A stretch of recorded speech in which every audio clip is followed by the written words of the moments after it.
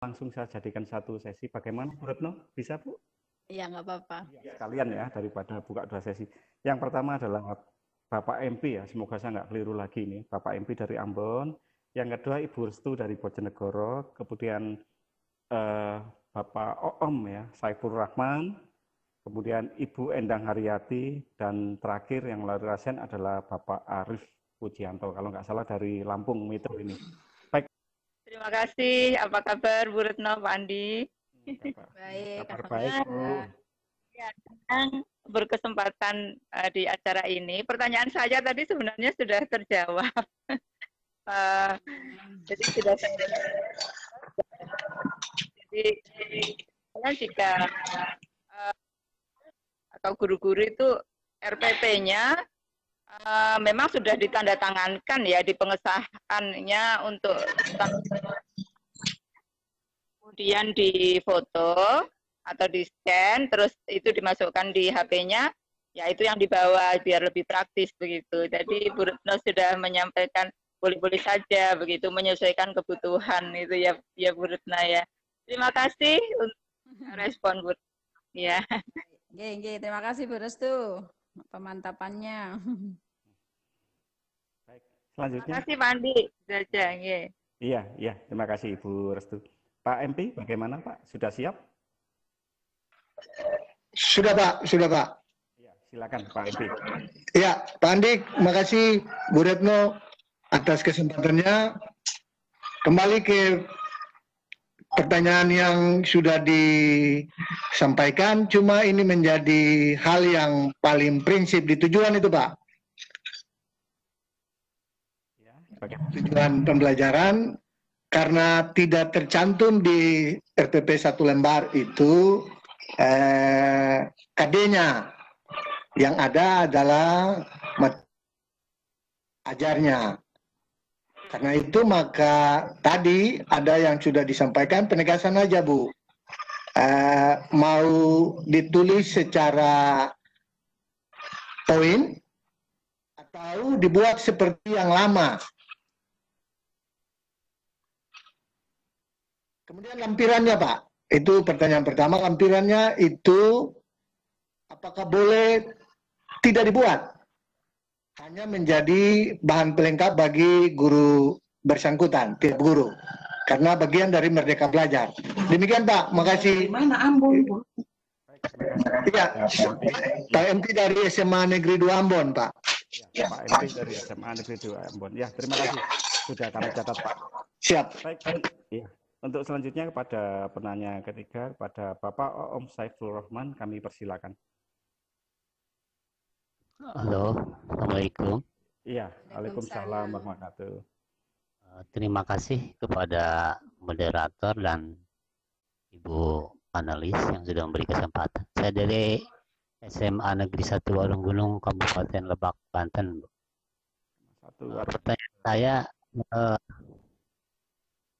Pertanyaan saya seperti tadi di chat ya. Itu kan di sekolah suka ada buku guru sama buku siswa ya. Kan satu paket gitu ya. Jadi satu penerbit, satu itu.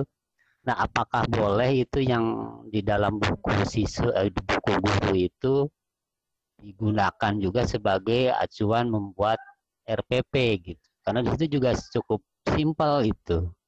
Jadi sebelum Pak Menteri mengeluarkan kebijakan RPP 1 lembar juga itu udah ada di buku, iya Pak, digunakan untuk bisa diperbaharui atau seperti itu. Terima kasih. Assalamualaikum warahmatullahi wabarakatuh. Waalaikumsalam warahmatullahi wabarakatuh. Ya, baik Pak Om Saiful Rahman dari SMA Watu Gunung ya, Lebak, Banten. Baik, terima kasih untuk kesempatan. Bu Endang tadi, ya, Bu Endang tadi bertanya, apakah dalam kegiatan pembelajaran harus ditulis pendahuluan, kegiatan inti, dan penutup, itu aja. Karena saya kembalikan dulu kepada Ibu Retno untuk menanggapi dari beberapa pertanyaan dari Bapak MP, dari Saiful, dan Ibu Endang yang melalui chat. Mbak, silakan. Ya, baik. Terima kasih Pak Andi. Pertama dari Pak MP Ambon. Terima kasih Pak MP. Pertanyaannya luar biasa. Bahwa ketika menuliskan RPP yang sederhana ini, ya, sehingga dikonotasi RPP sederhana itu kan dituliskan 1 halaman cukup, gitu kan. Bukan berarti RPP harus 1 halaman, tapi dikatakan bahwa RPP itu 1 halaman cukup, gitu ya. Nah, bagaimana dengan tujuan pembelajaran? Di sana itu tidak ada KD. Nah, oleh karena itu kemarin itu juga kami diskusi bersama Pak Andi dengan Pak Kades juga itu menyampaikan kadang-kala kita kehilangan arah kalau kita tidak tuliskan KD, karena tujuan pembelajaran itu kan kita turunkan dari KD. Oleh karena itu biar kita tidak kehilangan arah, kita tuliskan nomornya saja. Jadi tidak kita tuliskan narasi dari KD, tapi nomornya saja, nomor misalnya 3.7 dan 4.7. Dari situlah nanti misalnya ketika kita ada keraguan, ya, ada kesulitan dan seterusnya, kita tinggal melacak merunut pada KD, misalnya kelas 10 pada nomor 3.7 dan 4.7 gitu. Jadi cukup kita tuliskan nomornya saja. Nah, sedangkan untuk tujuan pembelajaran tetap ini harus kita tuliskan, karena seperti dalam SE tersebut yang komponen yang wajib ada itu adalah tujuan pembelajaran, kegiatan pembelajaran, dan penilaian. Untuk yang lain itu pelengkap saja. Mau dituliskan silahkan, tidak apa-apa. Yang penting adalah 3 komponen itu. Jadi tujuan pembelajaran harus dituliskan di dalam RPP kita yang sederhana itu tadi. Nah, untuk masalah apakah mau menggunakan narasi atau mau menggunakan poin, silahkan Bapak Ibu, ini merdeka belajar ya. Yang penting esensinya itu tepat, bahwa tujuan pembelajaran itu kita kembangkan berdasarkan behaviorism, atau tujuan pembelajaran itu kita kembangkan berdasarkan non-behaviorism yang ABC, audience, behavior, dan konten misalnya. Atau yang behaviorism, ABCD, audience, behavior, condition, and degree gitu ya. Jadi tetap untuk kita tuliskan. Terserah mau dengan narasi 1 kalimat saja atau dengan menggunakan poin-poin ya. Yang penting esensinya tersampaikan. Kemudian masih dari Pak MP tentang lampiran ya. Apakah lampiran ini boleh dibuat atau harus dibuat ya? Untuk lampiran Bapak Ibu diberi kebebasan, mau dituliskan, dilengkapkan di RPP, bagus. Tidak apa-apa. Yang penting itu tadi, prinsip efektif, efisien, dan sesuai dengan kebutuhan murid ini terpenuhi, begitu ya. Kalau menurut misalnya, saya itu kalau tidak ada lampiran nanti saya bingung membuat penilaiannya dan seterusnya, saya buat, silakan. Ya. Tapi kalau misalnya saya tidak usah pakai lampiran, materi apa yang mau saya sampaikan itu saya sudah siapkan di PowerPoint saya, sehingga nggak usah ada di lampiran untuk suplemen materi, tidak ada masalah juga. Ya. Jadi diberikan kebebasan pada Bapak Ibu. Yang berikutnya dari Pak Saiful Rohman, ya tadi dari Pak MP Ambon.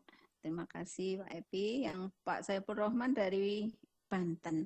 Ya, memang kita akan di K13 ini sudah given ya tentang buku guru dan buku siswa.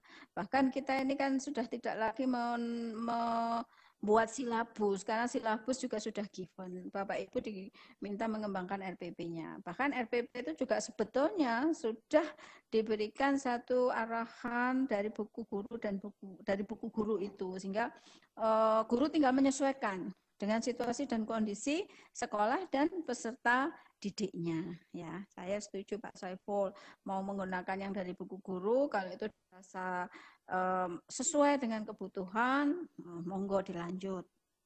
Ya. Kemudian dari Mbak Endang kok nggak muncul gambar ya? Mbak Endang ini orang Arema, ini orang Malang, Ketua MGMP Kota Malang. Mbak Endang, ya.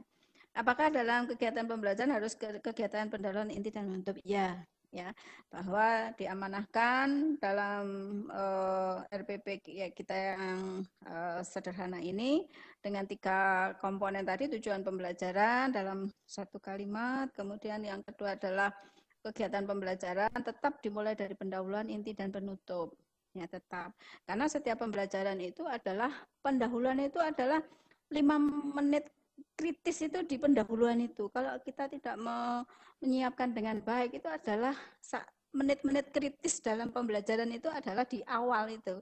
Ya, sekali di awal pembelajaran kita itu sudah gagal, maka sampai di akhir pembelajaran kita tidak bermakna, sudah gagal total. Karena di awal itu saat-saat kritis itu bagaimana kita bisa memberikan motivasi, bagaimana kita bisa mengarahkan semua murid kita itu fokus pada pembelajaran yang akan kita lakukan dan seterusnya, itu adalah pada menit-menit pertama. Sehingga pendahuluan tetap harus ada. Di inti itu hal yang esensial dalam rangka pencapaian kompetensi kita, ya sebaiknya dituliskan dengan walaupun sederhana tapi jelas. Di penutup tetap juga kita lakukan apa yang mau kita klarifikasi dari pembelajaran kita hari itu. Ya, begitu pertanyaan dari Mbak Endang, Arema. Yang terakhir dari Pak Arief Pujanto tadi belum jadi ya Pak Andi? Belum. Nah, itu dari 3 penanya, dari Pak MP Ambon, dari Pak Saiful Rahman Banten, dan dari Bu Endang Malang. Terima kasih. Waktu saya kembalikan lagi ke Pak Andi. Terima kasih Bu Retno. Pada Bapak Saiful Rahman, bagaimana Pak? Pak Saiful, apakah sudah cukup atau mungkin barangkali ada yang perlu diklarifikasi? Belum ada Pak ya. Terakhir, sudah Ibu Endang. Bu Endang tadi sudah kelihatan chatnya, ya, sudah menyampaikan. Chatnya. Terima Oke. kasih. Bapak Ibu sekalian, sesi 4 adalah merupakan, saya ucapkan terima kasih kepada narasumber yang telah menyampaikan materi dengan luar biasa, tetap energik walaupun di bulan puasa, kepada Bapak Ibu sekalian yang tetap antusias mengikuti jalannya webinar ya, walaupun dari pagi hingga siang tentunya dengan kondisi yang ada pada saat ini.